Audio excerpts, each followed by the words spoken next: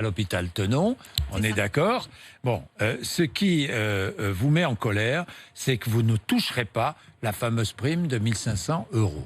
Oui, tout à fait. Alors, en fait, ça me met en colère, mais après, comme j'ai expliqué à plusieurs reprises, c'est pas pour l'argent que je fais ce travail. C'est pas pour ce que je gagne tous les mois. Combien gagnez-vous? Par mois, je gagne 1 370 € avec 2 week-ends de prime. 1 370 € prime comprise? C'est ça. Donc, quand je suis en vacances... Net. Net, heureusement. Tout à fait. Avec ma reprise de 11 ans d'ancienneté. Avec 11 ans d'ancienneté, vous gagnez 1 370 € net. Oui. Vous êtes aide-soignante. On voit combien dans les hôpitaux français on est mal payé. Et on est sous-payé. C'est un véritable scandale, ça. Véritable scandale. Alors, poursuivez.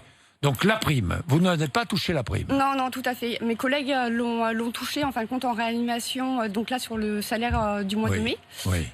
Donc nous, déjà, dès le départ, on nous avait dit qu'il y avait plusieurs critères, plusieurs petites étoiles, en fin de compte, pour pouvoir toucher cette prime.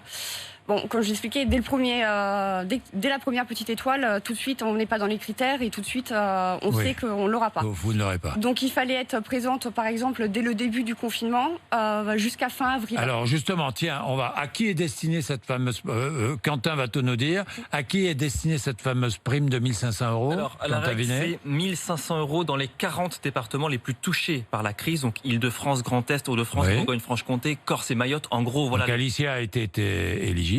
Donc, vous étiez sur éligible. Ce critère-là. 500 € dans les autres départements. Ça peut grimper jusqu'à 1 500 € selon les établissements pour certains soignants, pas plus de 40% du personnel. Et alors, pour les soignants venus en renfort, là c'est intéressant, ils sont éligibles à cette prime, mais sous condition, selon le décret qui a été publié mi-mai. 1 500 € s'ils étaient présents du 1er mars au 30 avril, la moitié s'ils ont loupé 2 semaines et ils n'y ont pas le droit s'ils ont loupé 1 mois ou plus. Voilà. C'est votre cas. Alors, ma présence, en fin de compte, a été du 11 avril jusqu'à fin juin. Sauf qu'aujourd'hui, oui, je suis en colère parce que... je suis en colère tout simplement parce que je suis venue en renfort et en fin de compte, depuis le 11, depuis le déconfinement, on est complètement oublié. Donc, vous m'avez parlé des transports, mais je vous ai parlé des logements, mais il y a aussi les transports. J'ai aucune prise en charge, en fin de compte, pour mes allers-retours jusqu'à Thonon. J'ai aucune prise en charge pour rentrer chez moi à Montpellier, ça a mes frais. Non.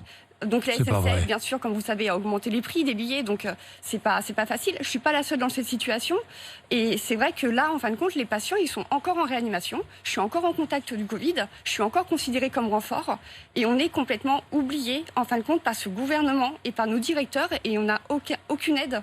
Et c'est vrai qu'aujourd'hui, je suis fatiguée par rapport à ça, et c'est pour ça que j'ai fait, je vais être honnête avec vous, j'ai fait une demande à mon directeur de rupture conventionnelle, parce que Vous voulez changer de métier?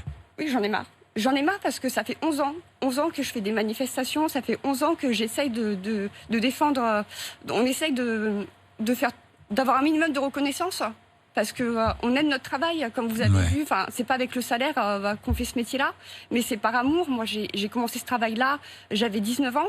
Aujourd'hui, j'en ai 31, je l'aime toujours autant, mais je suis fatiguée et ça joue énormément aussi sur ma santé et sur ma vie personnelle. Et je pense qu'arrive un moment, oui, c'est peut-être bête, mais je pense qu'il faut un moment passer le relais et peut-être passer à autre chose. Et malheureusement, je ne suis pas la seule soignante dans cette situation où on est fatigué, où voilà, on a juste envie d'être entendu, d'être valorisé au niveau des salaires. Et c'est vrai qu'aujourd'hui... Qu'est-ce qu'il faudrait pour que vous repreniez